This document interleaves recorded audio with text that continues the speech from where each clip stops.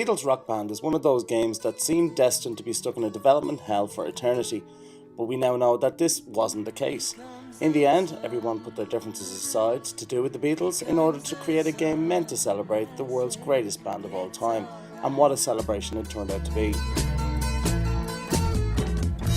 The Beatles Rock Band is, as the Fab Four would say, smashing, a visually stunning tribute completely deserving of the same unique identity that the band brought to its amazing decade-long career.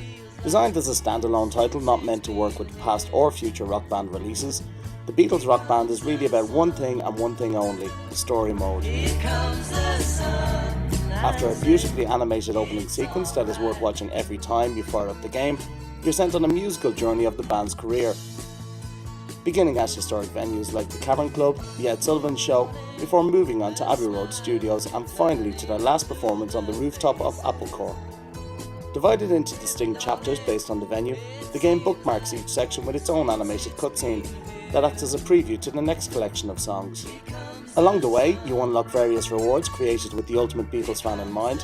Receiving 3-star and 5-star ratings on each song will earn you a photo with trivia about the band, while hitting certain photo milestones will give you access to a special theatre section with audio and video clips like the annual fan club Christmas record and rehearsal tape from the Ed Sullivan Show performance. Once you finish a chapter, an additional challenge is also unlocked, where you must 5-star the entire set back to back. You only get one photo for each challenge completed, but if you hope to unlock all 6 special prizes, you'll need to collect every single photo in the game. The game itself doesn't play any different than past installments of Rock Band, with the exception of the 3-part harmony, an essential component of the Beatles catalogue. Though it may sound difficult in theory, Harmonix has done a great job of simplifying the experience for everyone to enjoy. Using coloured lines, blue for lead vocals and orange for backup, to distinguish who sings what part of the song, the game also allows for up to 3 players to sing the solo portions, and then assigns the best of that group to an official scorer. In addition, players can further perfect each harmony in the vocal training mode, while percussion enthusiasts can brush up on drum basics and practice actual drum beats made famous by Ringo Starr in the Beatle Beats. There are even a few competitive modes like Tug of War and Score Duel for those aching to challenge a friend, but most people will probably be perfectly happy teaming up as members of the band. What ultimately makes the game so unique, however, is its presentation. Though the Beatles themselves look a little cartoony, it's all done with the understanding that that game is more of a fantasy-based reality than a factual retelling of their history. That would certainly explain why there's no mention of Stuart Sutcliffe or Pete Best, why some songs were never performed live on the setlist for certain venues, or why Ringo is shown playing some songs at Abbey Road, like back in the USSR, that he never actually recorded. The psychedelic dreamscapes that the band is transported to during their Abbey Road sessions, meanwhile, are almost too stunning for their own good. I found myself often missing notes just because I was staring at the visually seductive environments meant to depict the band's musical transformation during their later years.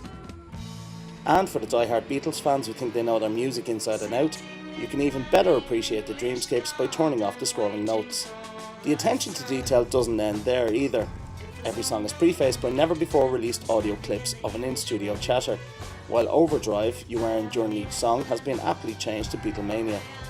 There's even an option to turn up the audience volume to realistic levels, making it virtually impossible to hear anything you play.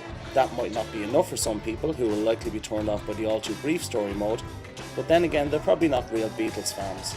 Anyone that does like their music, and you're in the minority if you don't, will enjoy every second because, while my set list may feel a little short with only 45 songs, nearly everyone is better than the majority of the other stuff on Rock Band and Guitar Hero. It's the least you'd expect from a band as popular and as prolific as the Beatles, but to see Harmonix so successfully translate the spirit of their music to a video game is almost beyond belief.